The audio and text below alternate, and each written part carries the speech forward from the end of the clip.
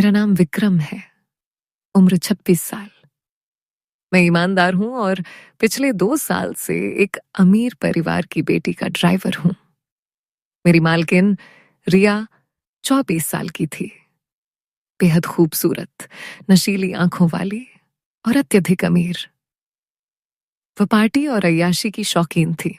रिया मुझे इंसान नहीं, सिर्फ एक गाड़ी चलाने वाली मशीन समझती थी। वह मुझे देखती भी नहीं थी, बस हुक्म देती थी। आज रात की बात है। रात के 1 बज रहे थे। शहर के सबसे महंगे क्लब के बाहर मेरी गाड़ी इंतजार कर रही थी। रिया बाहर आई।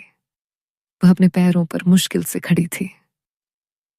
उसने टाइट काले रंग की ड्रेस पहनी थी जो कम थी और उसके बदन को पूरी तरह से उजागर कर रही थी। वह जबरदस्त नशे में थी। उसके बाल बिखरे थे और उसका चेहरा गुलाब की तरह लाल था। उसका दोस्त उसे धक्का देकर मेरी कार की पिछली सीट पर फेंक गया। रिया ने अंदर आते ही जोर से चिल्लाकर कहा, तेज चला विक्रम, बहुत तेज, मुझे उल्टी आ रही है। गाड़ी अंधेरी और सुनसान सड़क पर चल रही थी। रिया का नशा बढ़ रहा था। उसने अजीब सी आवाज निकाली, रोको कार, रोको। मैंने तेज ब्रेक लगाया। रिया आगे की सीट से टकरा गई। मैंने पीछे मुड़कर देखा। रिया बुरी तरह कांप रही थी। वह संभाल नहीं पा रही थी। मुझे लगा कि वह कार के अंदर ही उल्टी कर देगी। ये सोचकर ही मेरा दिमाग खराब हो गया। मैंने झट से दरवाजा खोला और पीछे की सीट पर गया। रिया रो रही थी। विक्रम, मुझे संभालो, मैं मर जाऊंगी। मैंने बिना कुछ सोचे रिया को पकड़ा और कार से बाहर निकाला। रिया का सारा वजन मेरे मजबूत कंधों पर आ गया। उसका गर्म और नशे में डूबा बदन मेरे बदन से चिपक गया। मैंने पहली बार रिया को इतनी करीब से छुआ था। मैंने उसे सड़क के किनारे बिठाया। रिया उलझन में थी। नशे में वह बड़बड़ा रही थी। मैंने रिया को पानी दिया। रिया ने बेहोशी की हालत में पानी पिया। रिया ने सहारा लेने के लिए मेरे हाथ को कस कर पकड़ा। अंधेरी सड़क पर दूर दूर तक कोई नहीं था। रिया की मादक खुशबू और वाइन की तेज गंध मुझे बेकाबू कर रही थी। रिया का चेहरा मेरे बहुत करीब था। नशे में उसने हल्की सी मुस्कुराहट दी और धीमे से कहा, तुम बहुत हैंडसम हो विक्रम। क्यों ड्राइवर हो? उसका यह सवाल और मासूमियत मेरे अंदर की सहनशीलता को तोड़ रही थी। मैंने तुरंत रिया को वापस कार में बिठाया।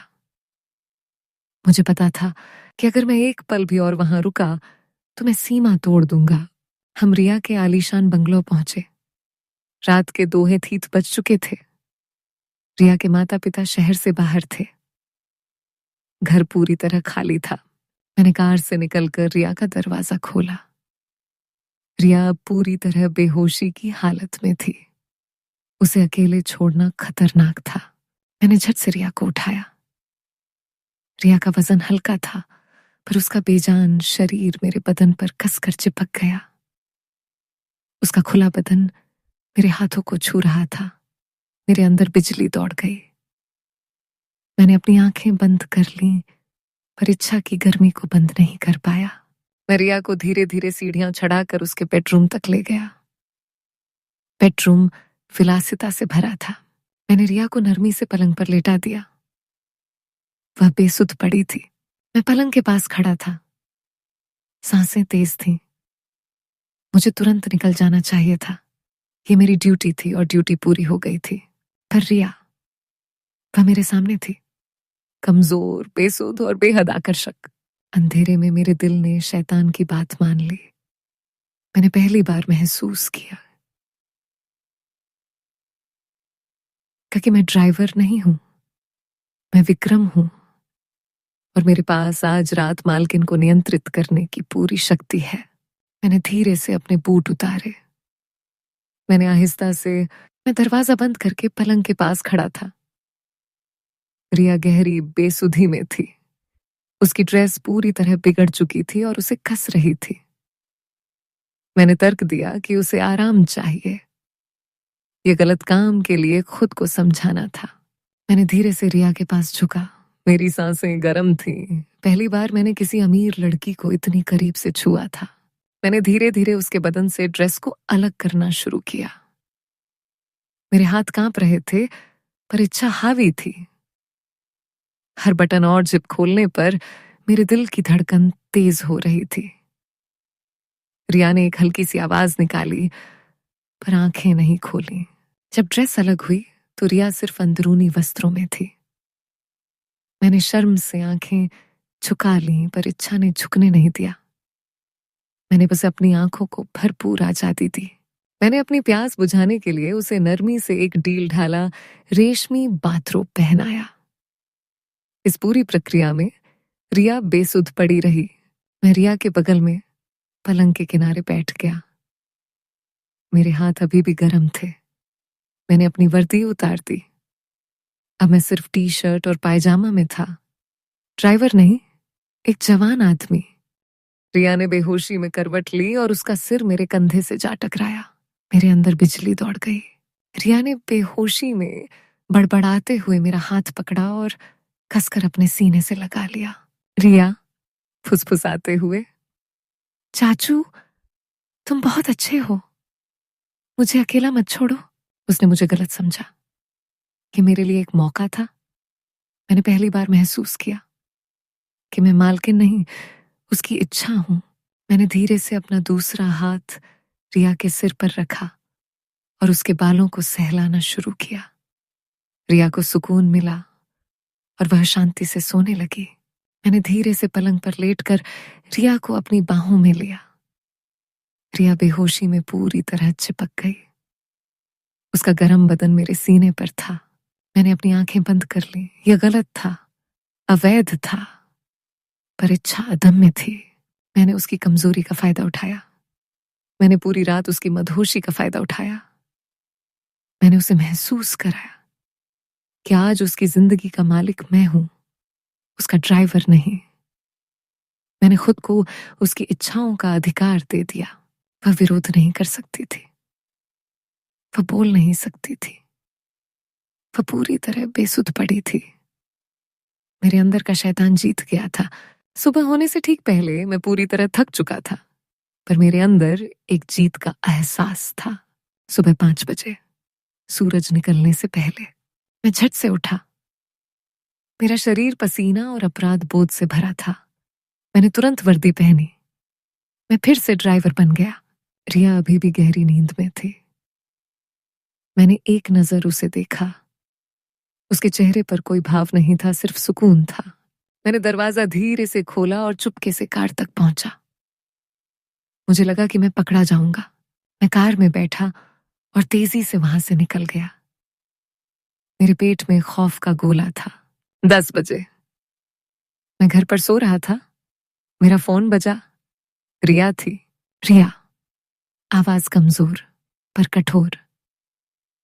विक्रम, तुम कहाँ हो? तुम्हारी हिम्मत कैसे हुई रात को गायब होने की? यहाँ कौन छोड़कर गया मुझे? मैं चौंक गया।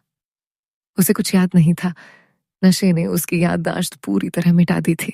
विक्रम, मैडम, मैं आपको घर छोड़कर निकल गया था। आप पूरी तरह ठीक थी। शायद आपकी किसी दोस्त ने। रिया गुस्से में, चुप रहो। तुम आज ड्यूटी पर लेट क्यों हो? तुम्हारी हिम्मत कैसे हुई मुझे अकेला छोड़ने की? अगर तुम्हें कल तक नौकरी चाहिए तो फौरन आओ। उसने फोन काट दिया। मुझे राहत मिली। मैं बच गया था, पर मेरे अंदर एक गहरा राज छिप गया था। मालकिन को पता नहीं था कि रात को उसका ड्राइवर नहीं, उसका मालिक बन गया था। मैं वापस ड्यूटी पर लौट आया, पर अब मैं सिर्फ ड्राइवर नहीं था। मेरे अंदर एक जीत थी और रिया के प्रति एक अजीब अधिकार का भाव था। रिया बिल्कुल सामान्य थी, सिवाय इसके कि वह थोड़ा सहमी सी थी। उसने अजीब सी खरोंच और दर्द महसूस किया, पर नशे की वजह से उसे याद नहीं था। एक दोपहर रिया पिछली सीट पर बैठी थी। उसने गुस्से में कहा, विक्रम, मुझे आजकल अजीब लगता है। तुम गाड़ी चलाते हुए मुझे बार बार क्यों देखते हो? तुम्हारी आंखों में क्या है? विक्रम, आंखों में गहरा भाव। मैडम, मैं सिर्फ आईने में सड़क देख रहा था। पर हाँ, आप बदल गई हैं। आप पहले से ज्यादा शांत लगती हैं। रिया झुंझला गई, पर चुप हो गई। उसे महसूस हो रहा था कि कोई चीज बदल गई है, पर वह पहचान नहीं पा रही थी। मैंने जानबूझकर रिया को एक ऐसी निशानी दिखानी शुरू की जिससे उसे याद आए। एक शाम रिया को अकेले छोड़कर मैं चाय बनाने गया। मैंने जानबूझकर टेबल पर वही गुलाबी वाइन का कॉर्क रख दिया जो उस रात उसके कमरे में खुला था। रिया ने जब वह कॉर्क देखा तो चौंक गई। उसकी आंखों में शक और तेज दर्द आया। रिया, ये कॉर्क, ये यहां कैसे आया? ये वही वाइन है जो उस रात। वह घबरा गई। उसने तेज आवाज में मुझे बुलाया। रिया, विक्रम, तुम चुप क्यों हो? तुमने मुझे घर छोड़ा था, तुम पूरी बात क्यों नहीं बताते? विक्रम सामने आकर, आंखों में घूर कर, मैडम, मैंने आपको आपके बेडरूम तक छोड़ा था। आप पूरी तरह बेहोश थीं। मैं आपको अकेला कैसे छोड़ देता? मैंने आपकी मदद की। रिया, किस तरह की मदद? मैंने अपने बदन पर खरोंच देखी है। तुम वहां क्यों रुके थे? सच बोलो। विक्रम, हाँ मैडम, मैं रुका था। आप बेसुध थीं। आप मेरा हाथ पकड़कर बड़बड़ा रही थीं। आपने मुझे अपना चाचू समझा था। और हाँ, मैंने उस रात आपका फायदा उठाया था। रिया पीछे हटी। उसका चेहरा सफेद पड़ गया। वह आंसू रोक नहीं पाई। रिया, कांपते हुए, तुमने तुमने मेरे साथ क्या किया? मैं तुम्हें जेल भेज दूंगी। तुम सिर्फ एक ड्राइवर हो। विक्रम, हाँ, भेज दीजिए। पर सोचिए मैडम, आप दुनिया को क्या बताएंगी? आप पार्टी में नशे में बेहोश थीं और आपका ड्राइवर आपके बेडरूम में था। आपका नाम भी खराब होगा। विक्रम ने धीरे से आगे बढ़कर रिया के गाल पर हाथ रखा। रिया ने विरोध नहीं किया। विक्रम, मैडम, मैं आपकी मजबूरी नहीं बनना चाहता था, पर आपकी नजर में मैं कभी इंसान नहीं था। उस रात मैंने सिर्फ अपना अधिकार लिया था। मैं आपसे कोई मांग नहीं रखूंगा, पर अब आप जानती हैं कि आपका ड्राइवर कौन है। रिया ने कमजोरी महसूस की। वह जानती थी कि विक्रम सही कह रहा था। वह चुप रही। उसने उस रात उसको हमेशा के लिए राज बनाने का फैसला कर लिया, लेकिन रिश्ता पूरी तरह बदल गया था। विक्रम अब सिर्फ ड्राइवर नहीं था, वह अधिकार जताता था। रिया अब अकेली नहीं पार्टी करती थी। उसे विक्रम का डर और आकर्षण दोनों था। एक हफ्ते बाद रिया ने विक्रम को बेडरूम में नहीं, बल्कि बाहर गार्डन में बुलाया। रिया, विक्रम, तुम अब मेरी गाड़ी नहीं चलाओगे? मैं तुम्हें एक बड़ा पैसा देकर नौकरी से निकाल रही हूं। यह हमारे दोनों के लिए ठीक है। और हाँ, उस रात का राज मेरे साथ ही दफन होगा। विक्रम ने पूरी बात समझ ली।